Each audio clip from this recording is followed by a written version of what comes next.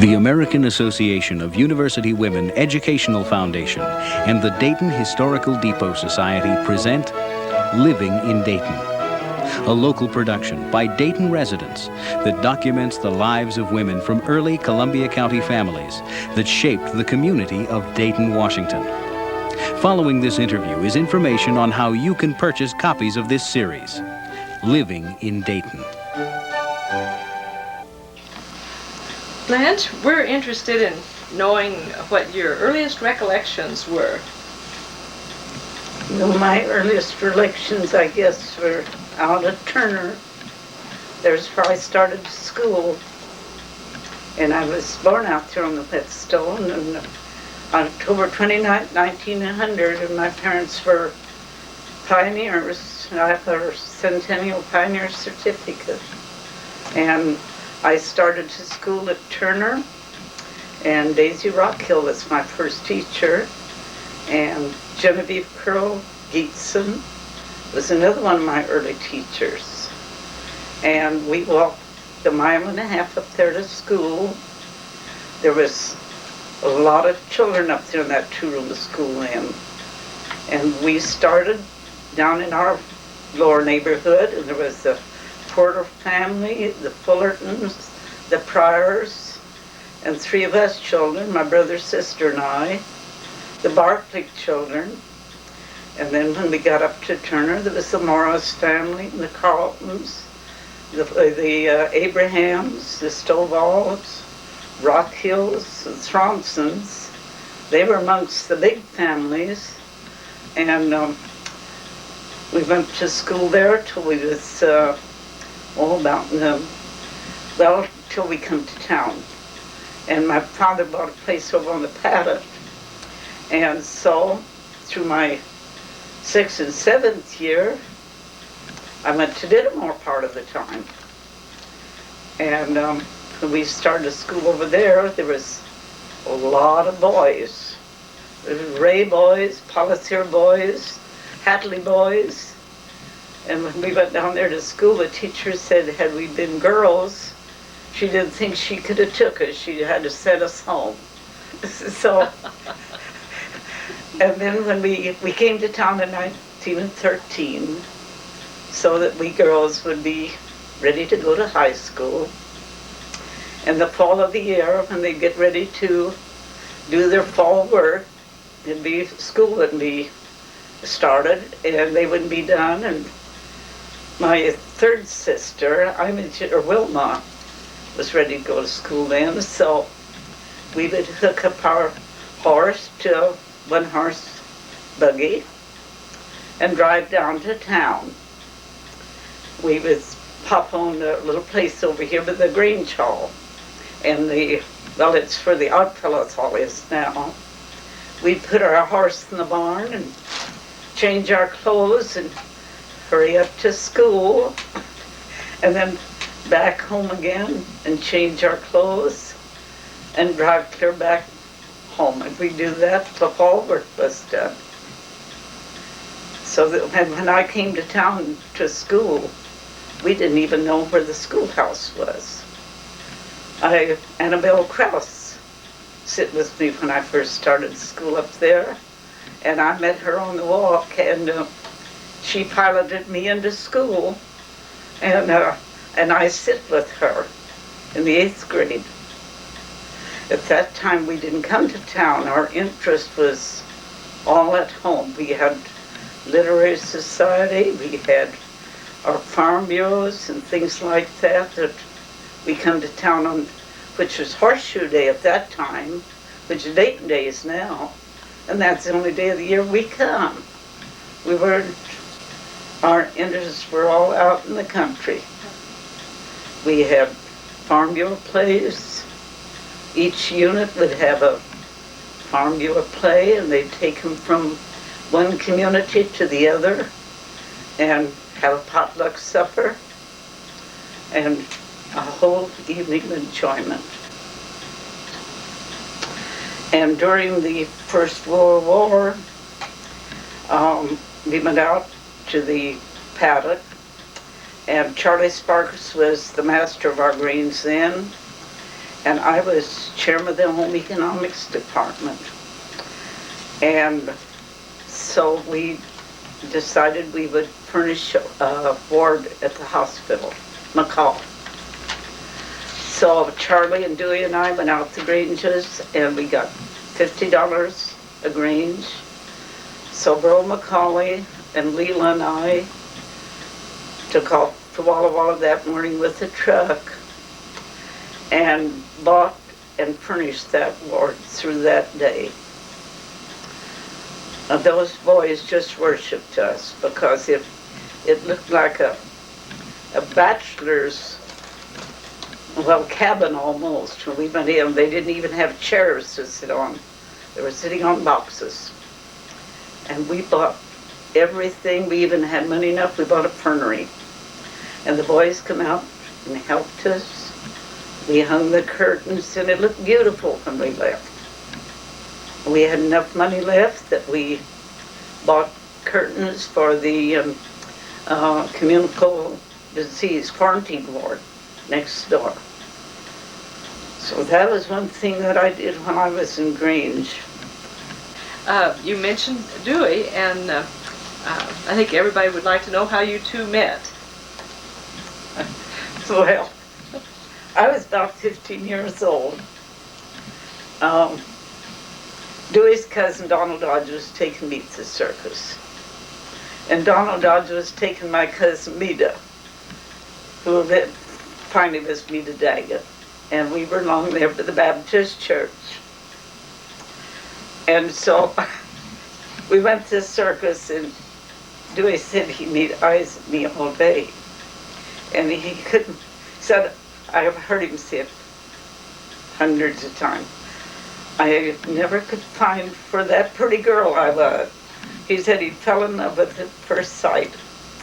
And so he hunted all summer, and he wouldn't ask his cousin because he figured he wouldn't tell him.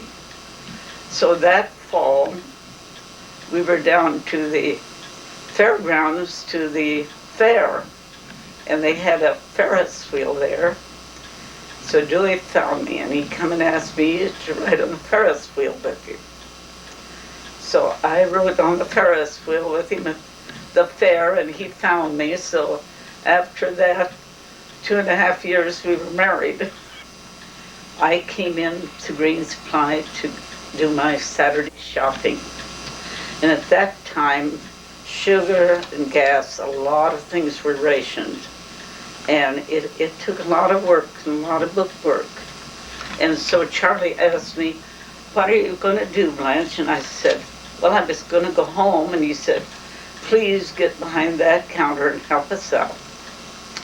So I got behind the counter, and I worked there without a vacation for over 4 years. And Charlie dropped dead in 46. That was the spring of 42. And Dewey had just gone home. Well, Dewey started to work then in May after I did, because one of the boys up there had to go in the service.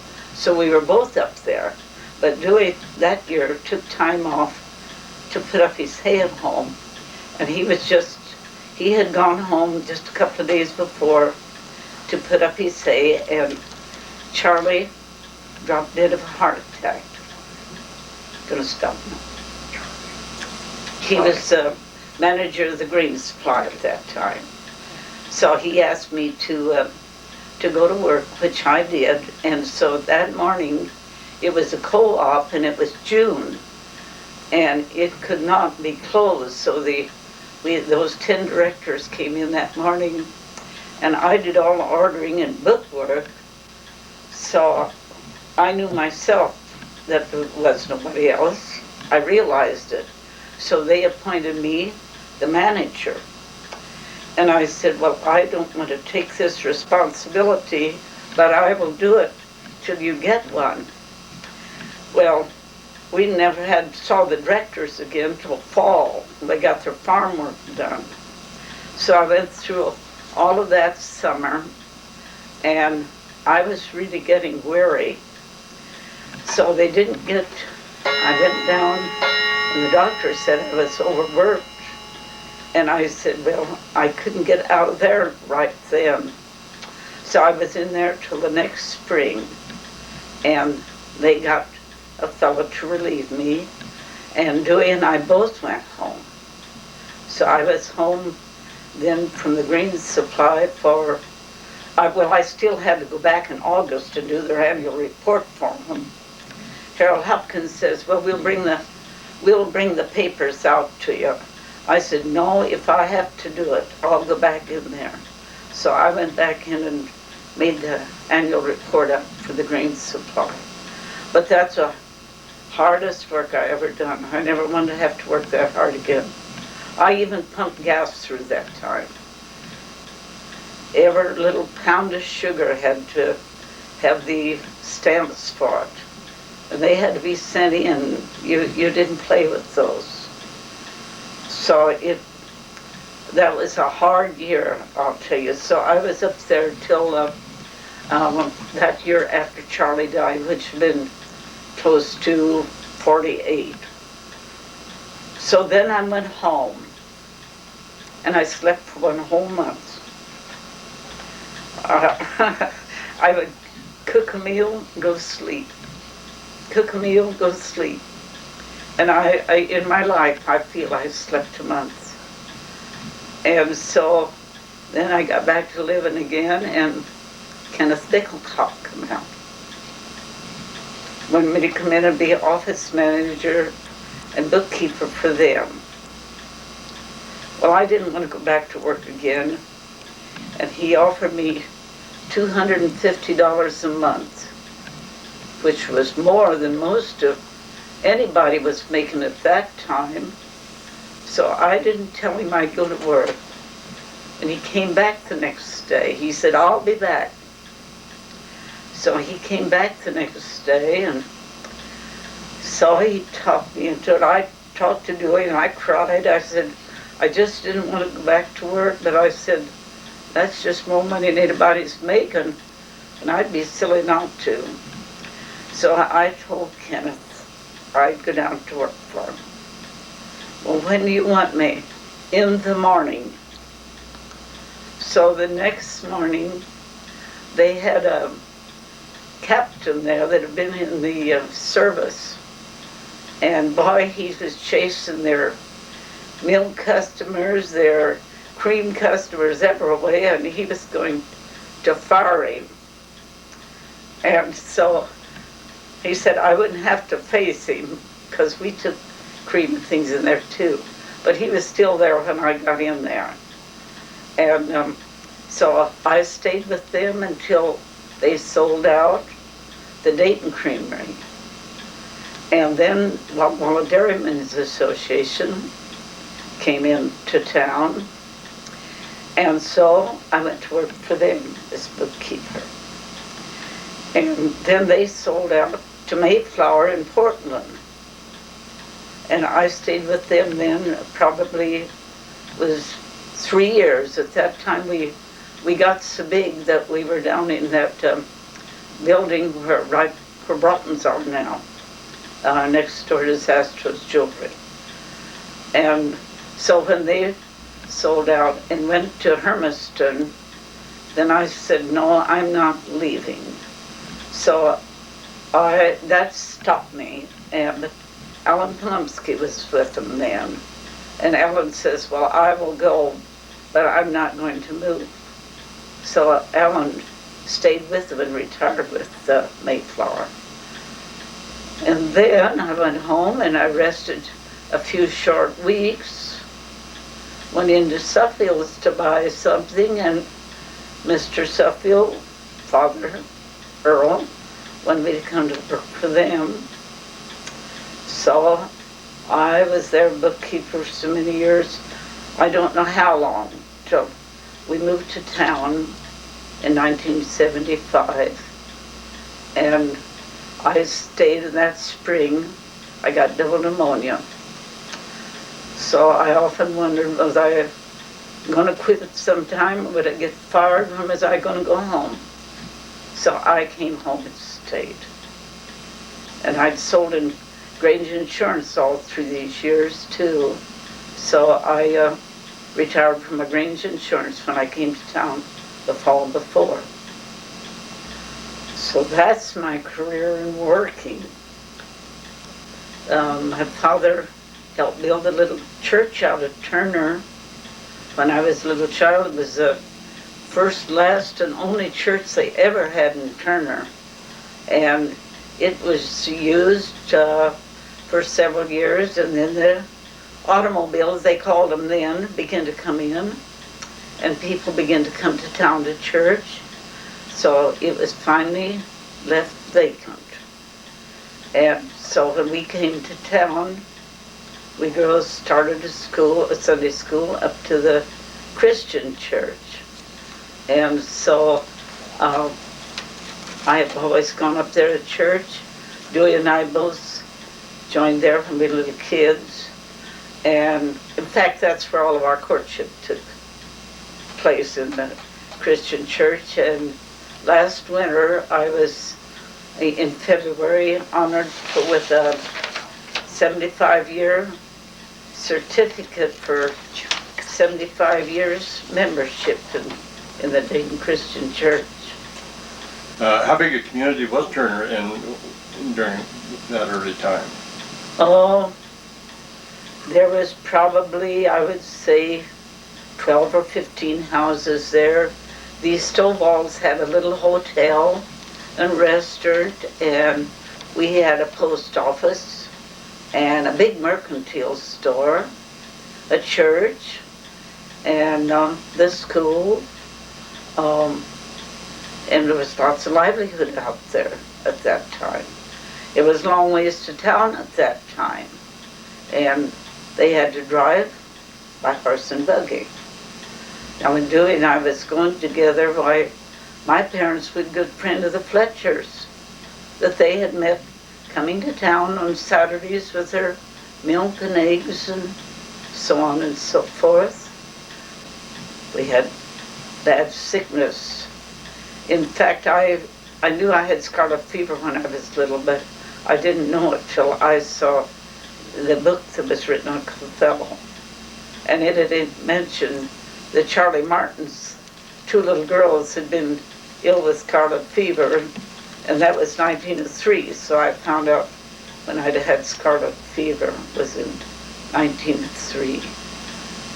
But at that time, like when my mother, when I was born in this scarlet fever, or in the typhoid fever, old Dr. McLaughlin drove out there every day, all winter long, with a horse and buggy to take care of them. The medicine then was taken out of a bottle, a few little drops put in a glass of water, paper put over the top of it, and a spoon, and you had a half a teaspoonful, or you had a spoonful, sit by the bed, and then I guess that's why the doctor had to come out so often. But he was there every day. They had typhoid fever all winter long, and then finally laid it on to our well water. So my papa bought a hill that was right back of our house that had a big spring on it. And he developed that spring and piped it down into our house with we had a pitcher pump in there, and piped it over to the barnyard and all of those things till we had good water. Our hot water tank, they didn't have hot water tanks then. We had a big barrel by the side of the stove, and Papa made coils in the side of the stove, was piped into this barrel. That's where our 50-gallon of hot water was. 4th of July, my father was real patriotic. And they didn't dance, even though they had dances, all of these, but 4th of July, they had picnics at Tumalum and Pringle and Mountain Home Park on the South Tushy. So every year, we had what they call a little spring wagon then. And we were all bundled up with lots of food, bedding and a tent, and went to one of these three places for the 4th of July. There was people from all over. You visited, and you ate together, and just spent 3 good days of visiting and mingling. When Dewey and I was going together, we were at Mountain Home Park that day, and Grandma Fletcher come over. Dewey had been over and eaten dinner with us, and so Grandma wanted me to go over for dinner, supper with them. And I didn't. Dewey's uncle was there, and I'm not a very big eater to start out with, and I didn't have much on my plate. His uncle popped up and said, "Well, if you're going to be any relation of ours, you got to eat more than that." The way that your mom canned and preserved Oh, some things. yeah, there was lots of canning and preserving done, which I've done a lot of myself. But she made, my papa particularly liked Royland cherry preserves and Bartlett pear preserves. So she made 100 pounds of sugar in each of these. When she got the 100 pounds made, she knew she had her quota of that one kind, was put in big stone jars in the basement and kept by the year. 100 pounds of each of those. And another big thing that we always had was butchering bees. In the fall of the year, it would make no difference if a farmer had 1 or 2 pigs or he had 16 or 18. It was the butchering bee. And everybody went, took potluck and visited all day, and they butchered and hung the hogs up, and then when they'd can the tenderloin and put the hams and shoulders and bacon down in salt and pepper and brown sugar. And when it was cured, they would hang it up in the smokehouse, and generally smoked with either alder or willow wood, and it'd be piped into the smokehouse. And the sausage was fried down in patties and put in stone jars. And ever so often you would stop and melt lard over it, so there'd be no air spaces, because if there was any air spaces it would mold. And you would do that till you got your stone jar full, and then you melted more lard over it.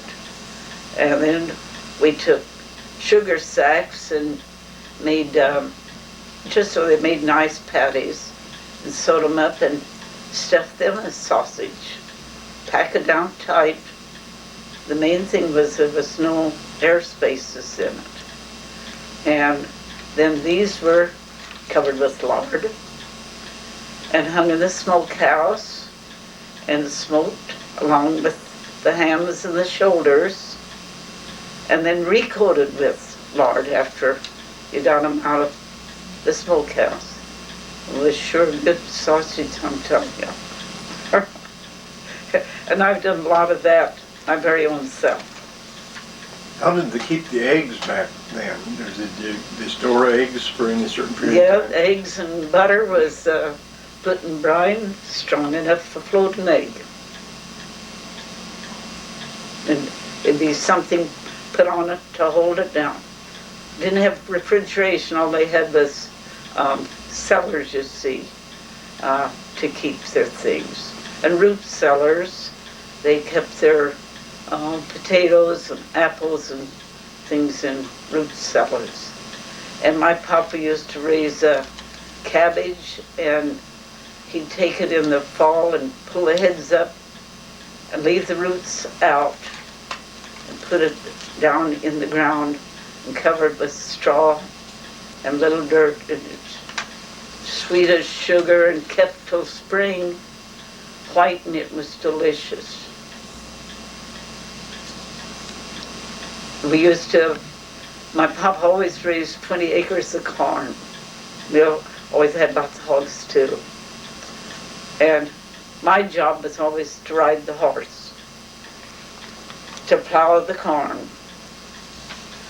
So I'd ride the horse to plow the corn, and then when fall would come, the Indians would come along, and they'd hire the Indians to shuck the corn. The old bucks didn't do it, but the women did. Where were these Indians from, Blanche? Huh? Where were the Indians from? From the reservations. They like the Nez Perce? And, They'd come through every fall to the farms and shuck the corn, and when they'd leave, why, of course, all of us kids would ramble down where their camps was to see whether we could find any beads or anything they had that they had left behind. But those old bucks did not work. It was the squaws that worked. At one time, our neighbors come down, and we thought we'd go down and visit them. But all they did was hid in their wigwams. They didn't come out first to visit them. But it was very interesting. And I have a picture of my papa. I was about 7 years old. And the way they put up their hay, they'd haul the hay and had a big derrick. And that would pick up the hay. And then on the back of the barn, little me would be with the one horse. And when they'd call all aboard, then I'd drive out till they'd call stop, yay. And that one time somehow or other, my papa didn't get his hand out. And in that picture, it shows his hand back under that finger, because it practically tore his ring finger off. And I couldn't have been over 7 years old in that picture, because Papa's got that finger underneath. So I was kind of the little cowboy, I guess.